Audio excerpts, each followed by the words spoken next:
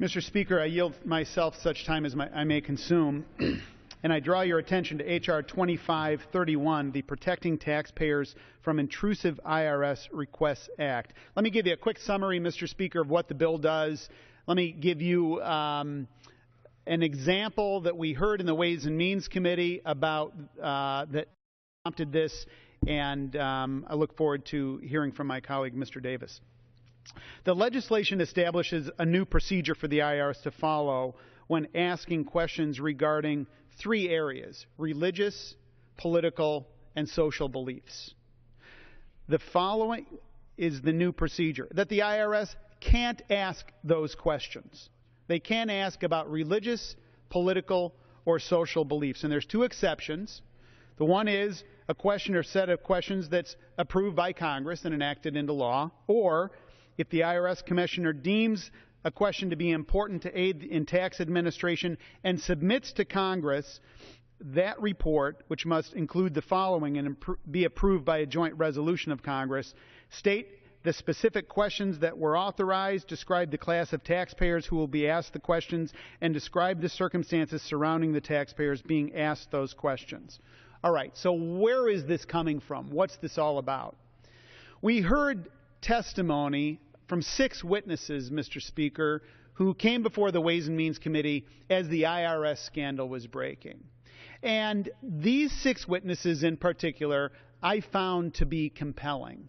And I found them to be compelling for 2 reasons. Number one, they didn't give up on their country. When they were being targeted by the federal government, these witnesses kept faith and kept hope with the America that they knew existed, and they were not willing to feel overwhelmed, even though the events were actually fairly overwhelming, to be targeted by your federal government to say you can and cannot participate in the public square. That's one reason I admired them. The second reason, Mr. Speaker, was this: they came to Washington to do something about it.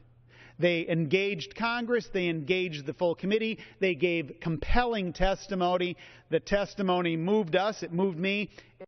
Introduced this bill. Now, here was the single, just without question, the most compelling witness who spoke that day, in my view. She represented a right-to-life group in Iowa. And she told the story of being asked by the Internal Revenue Service in written interrogatories. In other words, pieces of paper, written down questions, official that come in, Internal Revenue Service, to their little group. And the inquiry was, tell us about your prayers. Tell us about your prayer meetings. What goes on at those? Now, Mr. Speaker, you know as well as I do that our freedom to worship, that's our first freedom. And our freedom to worship is central to who we are. And the long arm, the powerful arm of the federal government coming in and grabbing a little right-to-life group by the neck and shaking them around, saying, write down what happens in your prayer meetings and write it down and sign your name under penalties of perjury. That's exactly what those questions did. I was sobered by that.